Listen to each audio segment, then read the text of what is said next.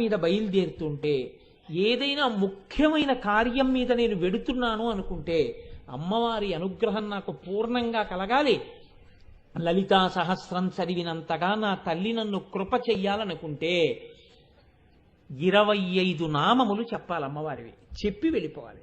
అసలు నేనైతే ఏం చెప్తానంటే, పెళ్లి కూతుర్ని చేస్తారు ఆడపిల్లని పెళ్లి కూతుర్ని చేసినప్పటి నుంచి లలితా సహస్రం పారాయణ చెయ్యాలి. కనీసంలో కనీసం తండ్రికి లలితా సహస్రం చేత కాకపోవడం తప్పు, చేత కాకపోతే ఈ 25 నామాలు చెప్పాలి. ఈ 25 నామాలు అలా చక్కగా నిశ్శబ్దంగా కూర్చుని, సహస్రం అంతా చదవలేనండి అంటే కనీసం ఈ 25 నామాలు కన్యాదాత కూర్చుని అదే పనిగా మనసులో చదువుకుని ఆడపిల్లకి మంగళసూత్రం కట్టిస్తే అమ్మవారి అనుగ్రహం కలుగుతుంది. ఈ 25 నామాలు తేలికైన నామాల్ని లలితోపాఖ్యానంలోంచి తీసి ఋషులు మనకు అందించారు.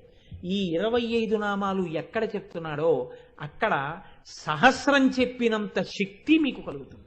అంత గొప్ప నామాలు నేను చెప్తాను, మీరు కూడా చెప్పండి.